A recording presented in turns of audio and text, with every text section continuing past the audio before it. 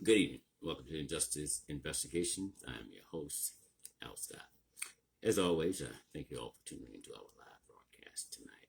Tonight, sure you notice now we're doing this on my personal page. And I chose to do it on my personal page tonight because I'm in Shreveport, Louisiana, and what we're talking about tonight happened in Shreveport, Louisiana. Tonight, we're speaking about a black man who was killed back in April by a Shreveport police officer. Before we go any further this evening, we send our deepest condolences to the family of Joseph Taylor. You're in our prayers, our thoughts. If there's anything that we can do for you, you have our number. If you call, I promise you we will be there for you. So again, you have our deepest condolences this evening. This is it's a perplexing case, very perplexing. Our community is outraged.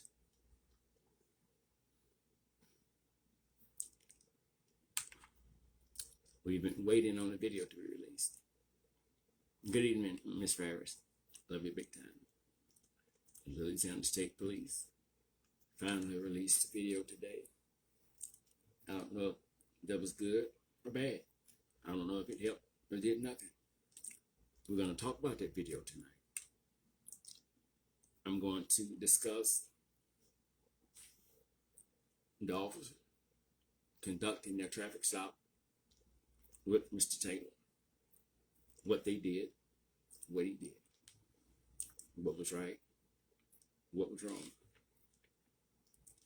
Whenever I'm speaking of an officer involved shooting, one thing I want people to know is that I'm not here to speak to take a side.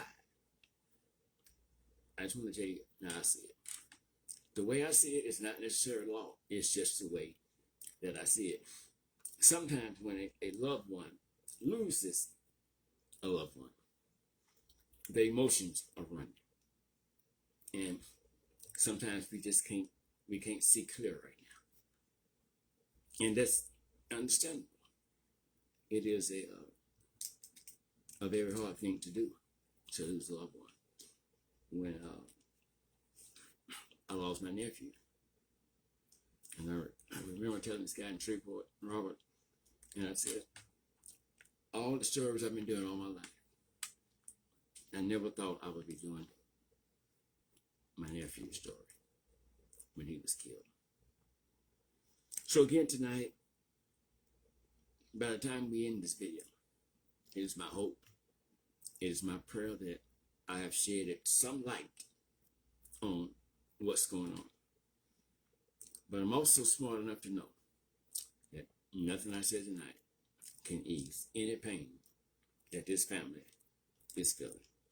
Tonight, I have decided to open up their phone lines. The number is 318-946-4071. If you'd like to call in tonight, you are more than welcome to do so and give us your take on things. If you are a family member or a friend of the family, you are welcome to call in tonight.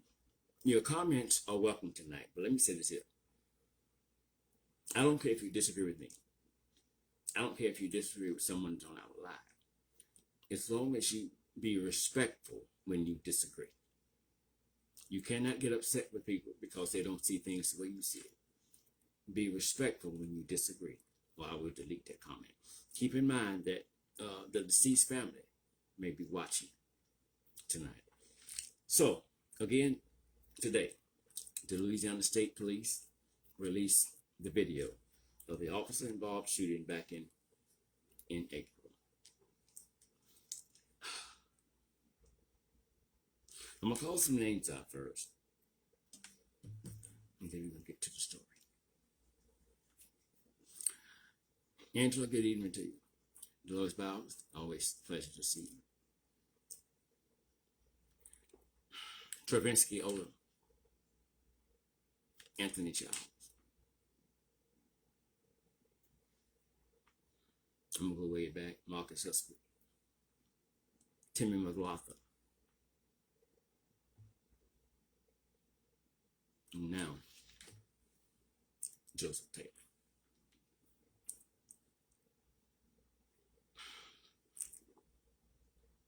I don't want what's happening in other cities and states to start happening in Shreveport, Louisiana.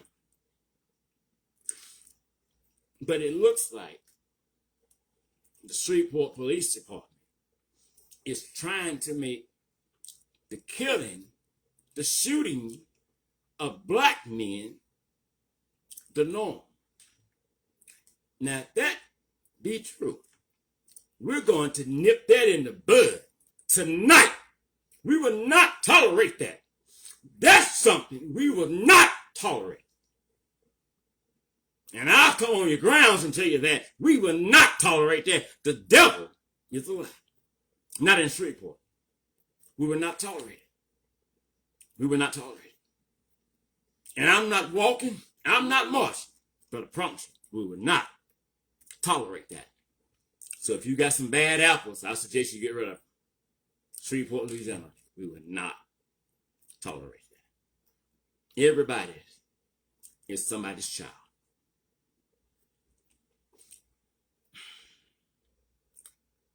If your loved one, your child, a family member is suffering with a mental illness, please never call the police. When the police come out to try and calm them down, you have to remember, these are not doctors. These are not psychologists. These are not psychiatrists. These are cops. Cops are trained to kill, not wound. Cops, when they're called to come out, they're coming out because they see the individual as a criminal. There has to be somebody in your family that can calm that person down. If you call the police out, you may lose them.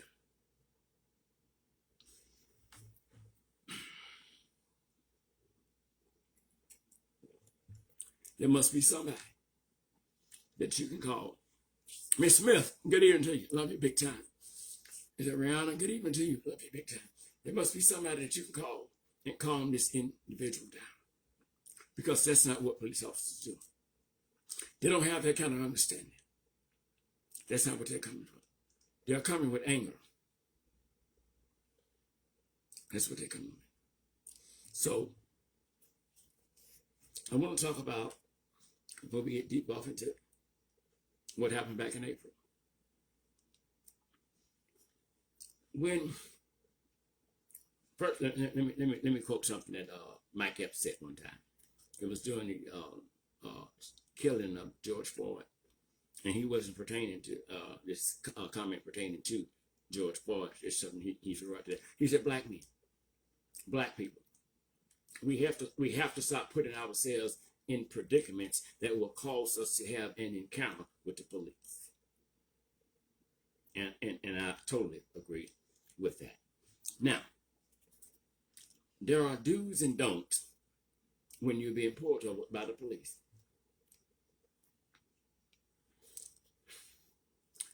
Don't tell the police, and I'm not saying Mr. Taylor did or he didn't. I'm just telling you some do's and don'ts. Don't tell the police that I know my rights. Usually when a person said they know their rights, they don't know them. Because if they knew their rights, they would shut up. They'd be quiet. Don't tell the police that you're filming them. They can see that. Be quiet. The driver of that vehicle oftentimes will determine how it ends.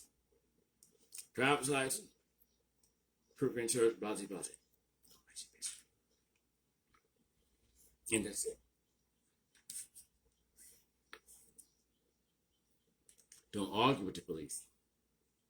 Don't do that. Don't make them angry. Tonight, this case centers around that I learned today of a 9mm. Did I see that gun? Did I see that gun? I'll let you know shortly if I saw that gun. I'm going to say some things tonight again that some of y'all are not going to be in agreement with. Oh, well, that's life, L-I-F-E. We have to realize what's justice to some can be an injustice to others. So I'm going to always be fair. I'm not going to give you no sugar-coated shit cookies. I don't care about your feelings. I'm going to tell you the truth.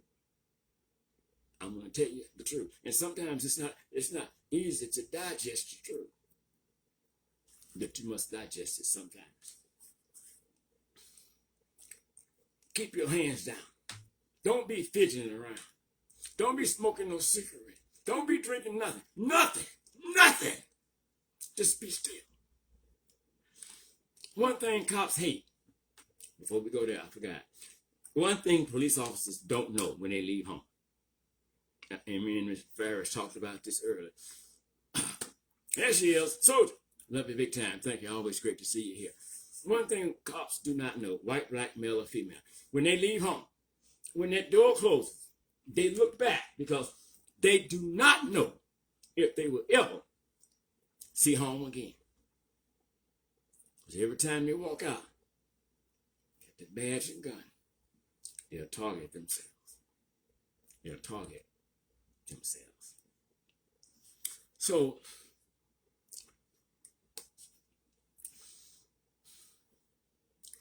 when you get pulled over, be still. Be still. Officers don't like when you get to asking them questions. They think that badge right there should scare you. And that badge right there should get you to comply with whatever they're trying to get you to comply to. And if that don't do it, well, Roscoe here. But you're not doing it. And now you're hurting my feelings because I'm a police officer. And you have to bow down to me. You have to bow down to me. And when people don't do that, officers get offended. They feel violated, especially when it's a black person. They don't like that. There's a way to do anything. Remember when you're getting pulled over by the police, they're trying to get back home. And you're trying to get back home too. Let's make it as smooth as possible for the both of us. When they stop you, whatever ID, give it to them. I'm trying to, Miss Smith. Give it to them. You have insurance? Give it to them. You get ID? Give it to them. Driver's license? Give it to them. You don't lie. Tell them what you don't have.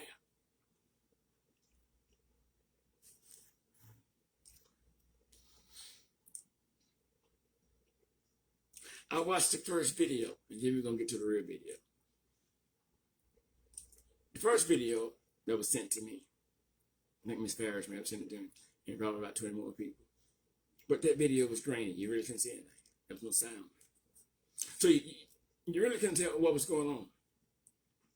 So that really told us nothing. But today, we got an opportunity to see the full video. It's pretty long, but what we needed to focus on was a minute and I think 43 seconds. Minute and 43 seconds. Now,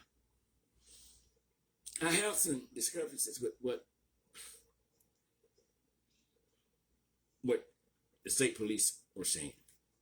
I'm not saying they were lying, but some things were not adding up to me. But I'm going to go back after this video is over, and I'm going to watch it again. Since it was released today, I think I watched it about 6 times.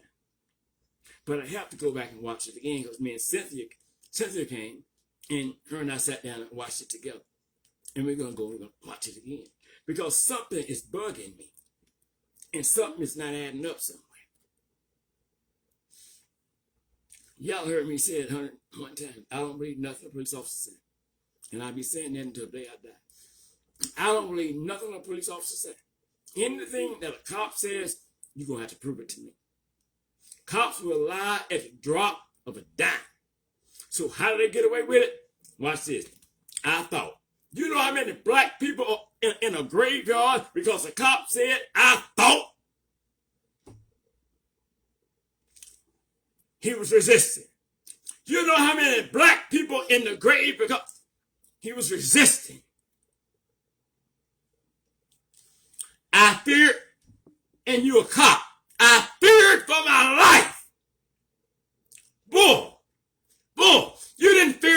slavery time, and you sure as hell don't fear us now. You got a gun on your side. No coward to ever be a police officer. Tell that lie to somebody else.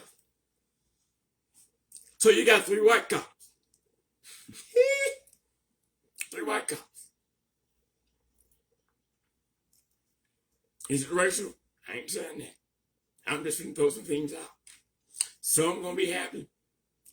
Some going to be mad. Some are saying amen now. By the time it's over, you've been calling me every name but the name of my birth certificate.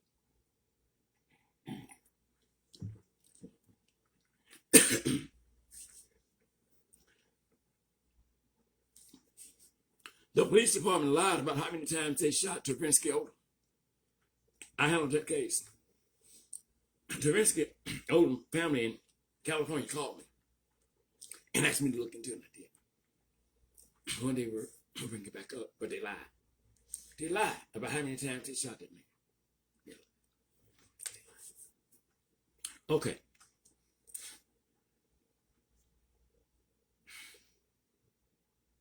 Joseph Dewayne Taylor was being pulled over in proper lane change. Proper lane change. Good evening, Miss Campbell. Good evening to you. Good evening to you, Cynthia Sims. Well, when the officer walks up, we're going to go play by play. It's calm, cool. Blase tells the general why he stopped him. Asked him what kind of car he had, something like that, or how long he's had it. So it's real laid back, you know. Here's what I think is going on. Miss Johnson, I'm great. How you, buddy? So here's what the officer's doing, in my opinion. He's trying to make the subject in the car relax. I'm not saying that he was nervous, but he's trying to make him relax. And at the same time, he's trying to make himself relax. You know, you don't know him and you don't know him. Neither one knows what's going to happen. He said, man, I like this. I like that. So right now, the conversation's going smooth. It's going smooth. Miss Fam, how you? It's going real smooth right now. And we all like that. The officer's trying to make a connection. I want you to know I understand things. When you get a chance, get you some money, go down there and get your license to match your address. Whenever you get time, all right? Put a tip on it, we're going to get you out of here. Come on, step out the car for a minute. That was the wrong thing to say. Now, we can't get Mr. Taylor to come out the vehicle. I'm going to say it again. We cannot get Mr. Taylor to step out of the vehicle. Mr. Taylor says that they don't have proper cause to have him step out of the vehicle. Miss Brinkley Block says the license was expired. Okay. All right. Okay.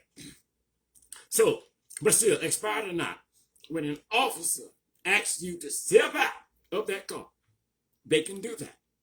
They can do that. He doesn't do that. So I think Cynthia said, or was it Miss Ferris said, well, why did he go off on it? He was smooth and he went off. I said, well, it was low, but the other cops were there talking to him, and it kept saying he wasn't going. He ain't coming out. Thank you, Miss Block. So now the first cop, he's getting pissed. Cool, now go down. You finna make me go down. You finna make me go down. The brother's still saying, you don't have a proper call. Oh, Lord, here we go. Here we go. Cops in the United States know one thing. They can kill you today. And that's it. And never spend a minute inside of a jail cell.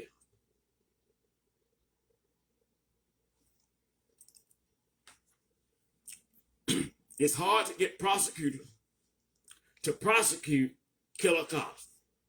It's hard to get a jury to convict killer cop. Whether that cop is in a suit or a jailhouse junkie, they see a cop as their savior. He won't do it. He smoked a cigarette. His expression. He's looking for a way out. Looking for a way out. Looking for a way out. Looking for a way out. The body language is not scaring the officers. So, now he's thinking. Now he's getting pissed. Get out the fucking car. My coolness is gone. Get out the fucking car. He won't do it.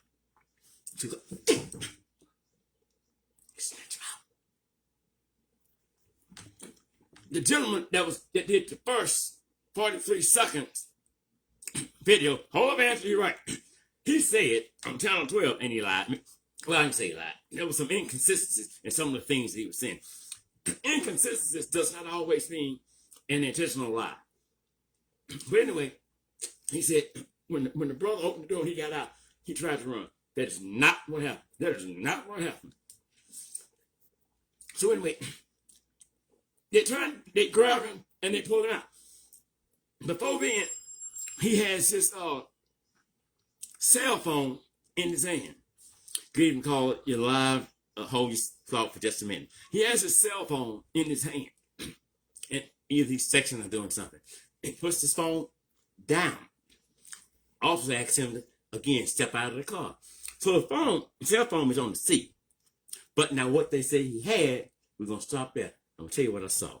Good evening, call you live on air. What's your name and where you calling from this evening? This is Pastor Lacey Houston. How are you today, sir? I'm doing fine, Mr. Hirsch. Good to hear your voice, sir. Hello? So, I was watching your program. Yes, sir. Listening to you go through the video. Okay. And I'm agreeing with your assessment. He should have gotten out of the car. The officer did have a right to ask him out of the car. So, with that being said, we're on the same page. Here's some things that I disagree with, and you hadn't gotten to that point yet because you're still talking about him inside the car. Okay. First of all, while he's inside the car, he takes that cell phone, like you said, and he puts the cell phone down with his right hand. And then he takes that right hand and he put the cigarette that's in his left hand, he put that in his right hand. Watch the video. Then they'll show you, Louisiana State Police show you where he put his left hand in between his legs. After he put his left hand in, and they pause that and show you and say, this is him with a gun. After that, they pull him out of the car. Now, in his right hand was a cigarette. Mm-hmm. So that means that he had the gun in his left hand. They snatched him out of the car by the left hand. So somewhere between them snatching him out of the car, he switched that gun from the left hand, which they showed you clearly. They identified him reaching down with his left hand. Mm-hmm. So with two police officers standing there, he got his gun in his left hand, he switched it to his right hand. The reason I say he switched it to his right hand is because the picture that everybody is showing you is him coming out of the car with an object in his right hand. The last object we've seen in his right hand was a cigarette. But now they got an object. Now, no, everybody that has told me that that's a gun, because, let me go back, everybody that the Louisiana State Police told that was a gun, because they circled it and said 9mm. You know how they are able to identify that, and not the state police, but how people are identifying that as a gun? Mm-hmm. They're saying, I know it's a gun, but it's upside down and he's holding it by the clip. Because if you want to see something, you got to figure out a way to make what they're telling you believable in your mind. So they're saying it's a gun. But Mr. Scott, let's just say that he has a gun. Mm-hmm. Let's just say that two police officers, and in that still photo, one of them is looking down at it as they hold him, so he would have to see the gun. But the person that's seen something in his hand, never identified it as a gun. He hollered from the other side of the car, he had something in his hand. This is the guy that's Scotty. Mm-hmm. He said he had something in his hand. So let's say he did have a gun. And they counted him, first of all, for police to see something in a man's hand and allow him to go with it and then go and talk with it. Come on. Come on. So now this police officer seen something in his hand. Now let's get to the ground. Okay? He's on the ground, his hands are underneath. I know this because the police said, give me your hand. You don't have his hand. Mm-hmm.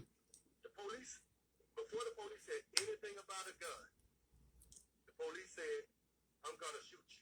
Mm-hmm. He said it twice. Mm-hmm. And after he said, I'm gonna shoot you twice, he said, gun. Guess what happened when he said gun? He got a gun.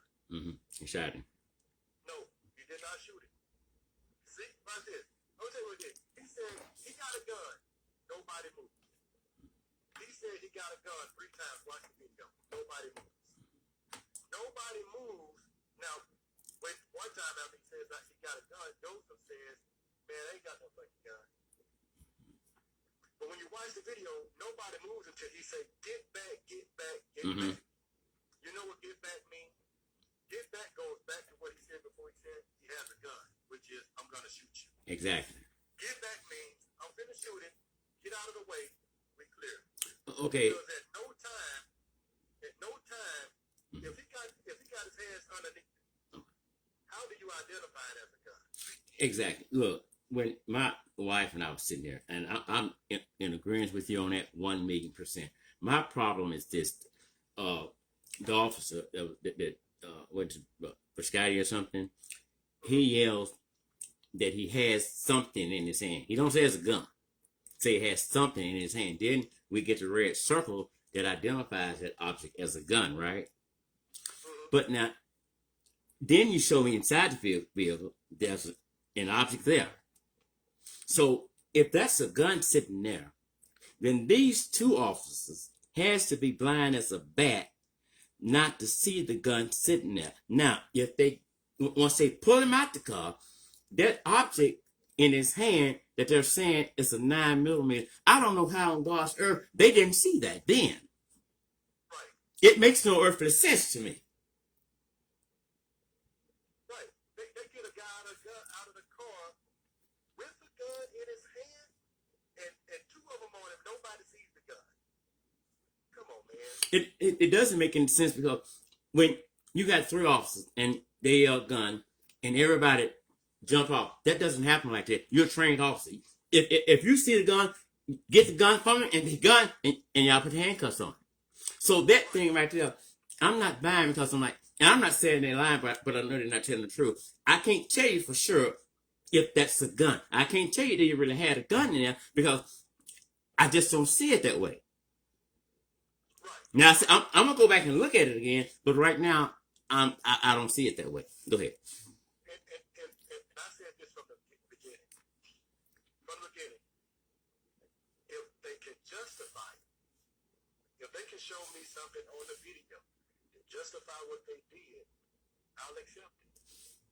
But what they did was they showed 2 out of 3 videos, and the 2 out of the 3 videos both fell off, and neither one of those 2 videos had any video to contradict the video that we've seen. The only thing that they produced to try to contradict the video that we've seen is their narrative of what's happening. It's not justification. Yeah, when you were on Channel 12 and you were speaking with Dominique, and you used those words, and I've never heard it put like that. You said, we want justification or we want justice. And I think Dominique was impressed with that too, because I've never heard it said like that. And to me, you're saying we're a fair family. If you can give us some justification for why you had to do it, then okay. But if you can't, then we want justice. And I understand that, and I agree with you on that. But right now, I don't think it can be justifiable. Homicide right now, I just can't. I mean, and it's not justifiable. Yeah. They can't justify it, man. Yeah. And I know they got people going around saying stuff. They convince a lot of people that there's a gun. I'm not convinced that there's a gun. Maybe they do have a gun. Maybe they had a gun and they tried. I don't see. Peanut was a pretty smart guy. Mm-hmm. I don't see Peanut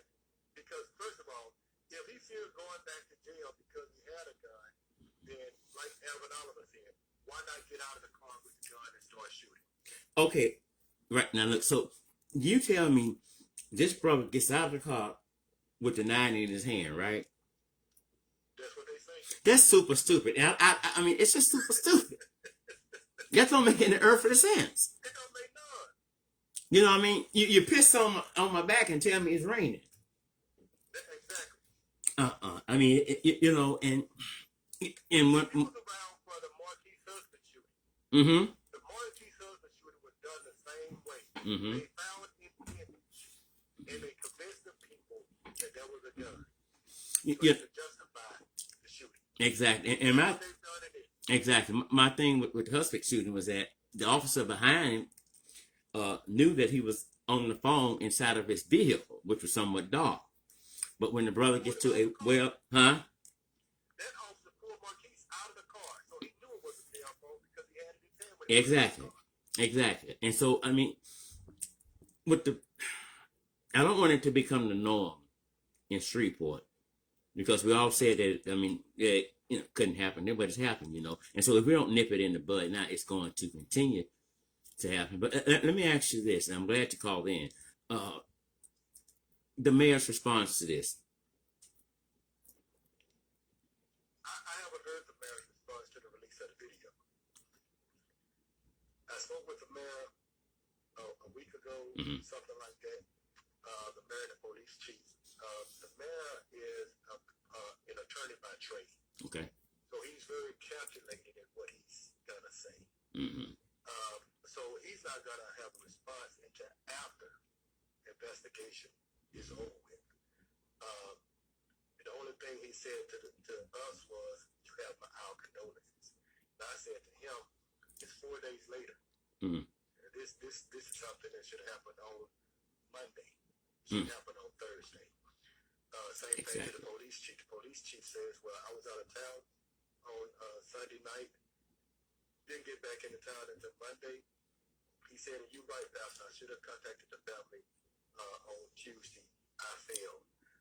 And when the police chief said that, that's when Joseph Father looked at the mayor and said, "But you were in town, so you did make a statement." You know what? I'm disappointed with the mayor because if your heart's in it, then your heart's in it. You have to get away from. If I was a mayor, we get away from protocol things like that. Let me just go to the house and meet with him. And I don't want to just write up a statement. My condolences. That's what you learn in the orientation textbook and all that. You need to know that I'm really concerned about what happened and getting to the bottom of it. Because if our officers were wrong, and they were, then we must pursue charges on them. Right.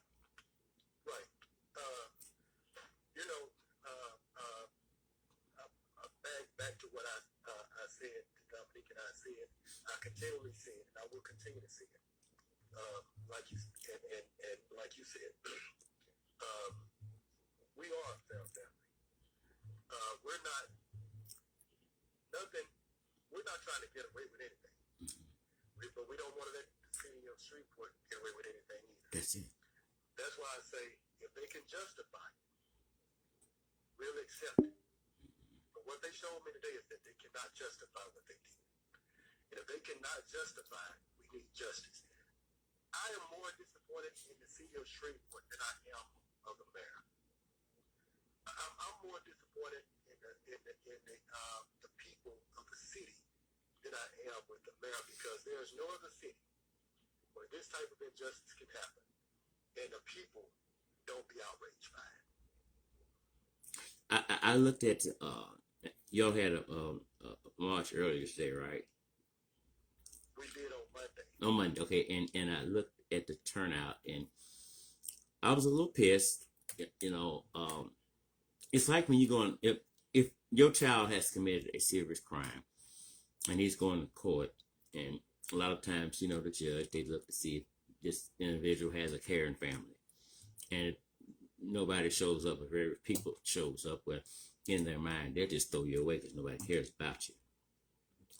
And so we got to get to the point where we have to realize that this fight is not just about what happened to Joseph Taylor. It's to try and prevent it from happening to others in the near future, because if we don't, it will happen again and again and again. And think about how many Joseph Taylors that it has already happened to in the city, but we don't know about. Right, right. You know what? And I've said this a million times since this happened. I call it porch people. And I admit I was a porch person. Mm-hmm. That means I've been sitting up and I'm fine because it's not on my porch.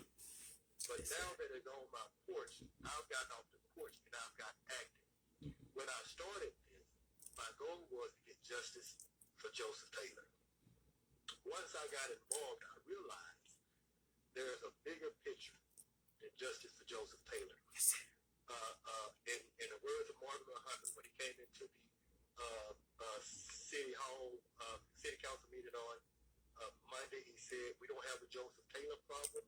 We have a Shreveport police problem." And that's where we are. We have a Shreveport police problem.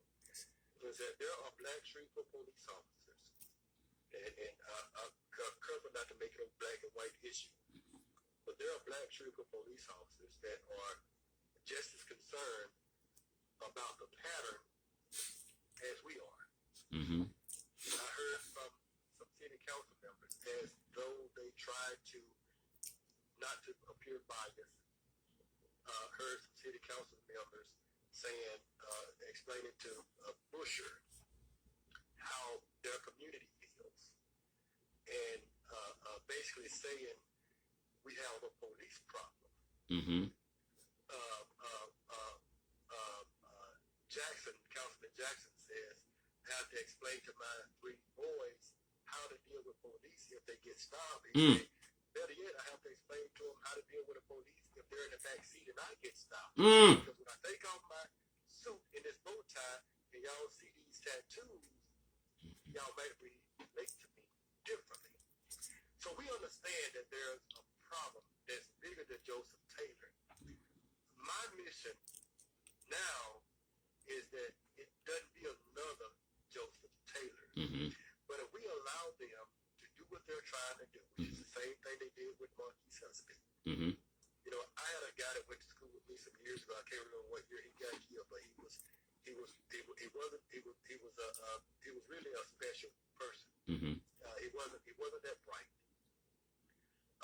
But he was killed by the Shreveport police. And they said he had a screwdriver in his hand. So they had to kill him. Some years before that, there was a guy in a wheelchair. I want to say he was in Aladela Lakeside. He was paralyzed. He was killed by the Shreveport police. They said he had a gun underneath the blanket that was covering his paralyzed legs. They justified that. The reason there is a Joseph Taylor, the reason there was an Alonzo Bagley, the reason there will be another one is because when this happened, we allowed them to justify it. We gotta stop it. You know what? That's heavy. That's it right there. And you know, when we allow them to justify it, well, we too become part of what's wrong with this country. Right. We don't get out and speak out. I mean, too many blacks are scared to come out and speak, that the police may take them to jail. But the blacks that won't come out and speak against this are some of the same blacks that will wake up in the morning and deliberately go out and steal something out of Walmart and wind up in a jail cell. Right. So we have to we have to come together and speak out. But as long as you don't, then the police know that you fear them, and it should not be that way. Right. Well, let me tell you something about people being afraid to come out.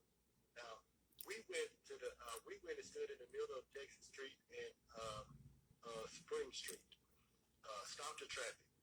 About 10, 12 police units showed up. The numbers wasn't as big as we wanted them to be. Mm-hmm. But we stopped the traffic on Monday. We got a call on Tuesday saying, okay, we're going to release those videos because that's what we was asking for. We stopped the traffic. We had a small group that stopped the traffic on Spring and Texas Street, demanding a release of the videos on Monday. On Tuesday, we got a phone call. Here come those videos. On Wednesday, we got them. So although we were small, we was effective. Most of those people that you seen was either my family members lives lost due to, at the hands of police. So we can make a difference if we stand up to the system. Exactly. But also for those people that fear coming out, when those police came down there, they were very cordial. They was careful to send all black police officers. There was 2 white ones that came later. But the ones that talked with us directly were black. The white ones stayed to the back. If the white one wanted to say something, they would say to the black sergeant, and then he would come and relay the message.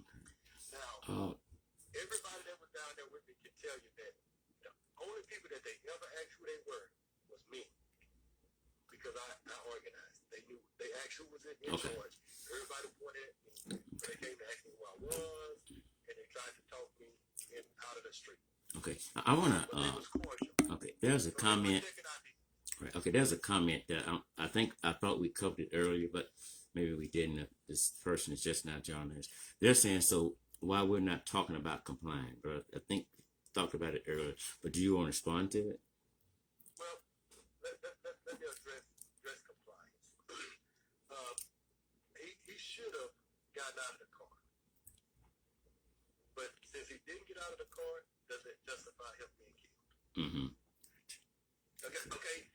Let's say he had a gun. Let's say everything they said is true. He had a gun underneath him. Does that justify 4 shots to the back? Because when I talked to the chief of police, I asked him what was the law for having a gun in Shreveport. Was it against the law to have a gun in the city of Shreveport? He said it was. Okay, but it's not against the law to have a gun. Right. But then they can't justify it. I mean, do you think that he would actually let them pull him out of the car with a gun still in his hand? Not only that, Alphonso, listen, not only are they, to believe that, you don't have to believe that they just put him out of the car with a gun in his hand. You got to believe that with 3 officers around him, 1 looking in his car from the passenger side, and 2 with standing there with him, that he had to pick up a gun before they pulled him out of the car with police right there around him. It just makes no sense. But should he have complied? Yeah. Okay. Let me answer this question. Yes, sir. Johnson Castidius, I think I'm pronouncing it right. He says, what about justice for the people he killed? If you have proof, sir, that he killed somebody, you need to turn that in. Because the person that I know, he don't have a violent past. He did have an armed robbery charge, attempted armed robbery charge, when he was just a teenager. He may have been 17, 18 when it happened.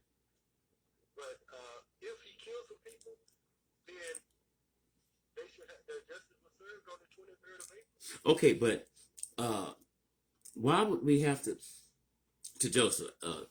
I'm his cousin. I know him very well. Okay, yeah. So Johnson, are you trying to say? I'm asking that because allegedly he harmed somebody a while back. So what the cops just did, then that's how they should be able to get away with it because he killed somebody. Is that what you're really saying? Because if that's what you're really saying, it makes no earthly sense. We can't keep looking back at what somebody did a long time ago to try and justify them being killed today.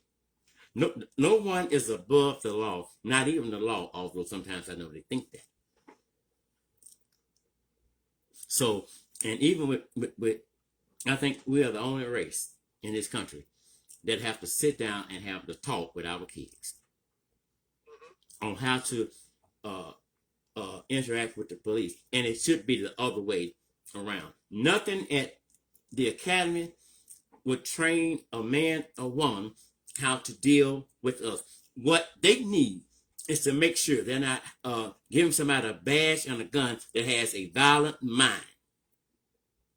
Because if there's violence in the mind, you're going to have violence on the street. There's no if, ands, or buts about it. And then they have the audacity to come to the mic and tell the people how to respond to what they just did to their loved one. No violence. But you come and inflict violence on my people and tell them to pray and sing a kumbaya song. Right. Man. But there's other people that want to talk to you. I really felt in my heart that I needed to speak with you. I didn't get a chance to get with you when you requested it a couple weeks ago because I just was really tired, and I apologize. No, you're fine. Again for not getting with you. So when I seen that you were live, I wanted to extend that to you because that's who I am. And again, I'll say to I think Johnson Considious is the same person as MJ Emporium. And I want to say, brother, I've watched you do your thing, and I see that you have a great following. So I appreciate, I laugh at you a lot. I'm talking to Mr. Johnson Considious. But I will say this, I would not, because I've always been consistent in saying I want justification of justice. So do I feel like I owe the city of Shreveport or police department an apology? I don't at all, because I still don't feel like they have justified what they did. Okay. So, and there's nothing that I've said ever is a shot at anybody, because I always end everything with what I'm about to say now. It's Alphonso and to all your followers and listeners. I appreciate you so much for what you're doing, and remember, if nobody else has told you today, my brother, I love you. Brother, I love you too. And give me a call tomorrow if you can. And again, y'all have my deepest condolences, brother. Thank you, sir. God bless you. Have a great day. You too. As always, I thank you all for tuning into our live broadcast tonight. Before we leave, remember, I'm not always right. You're not always wrong.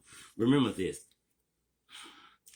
It's totally unnecessary to bring up anybody's history, especially at a time like this. You have to find, if nothing but an ounce of man in you, not to say some things. You can think anything you want to think about a person. It's just not always good to say it loud. Sometimes when you think folks are laughing with you, they may be laughing at you. Everybody is somebody's child. I'm Al Scott with Injustice Investigations. Y'all enjoy your evening. Thank you.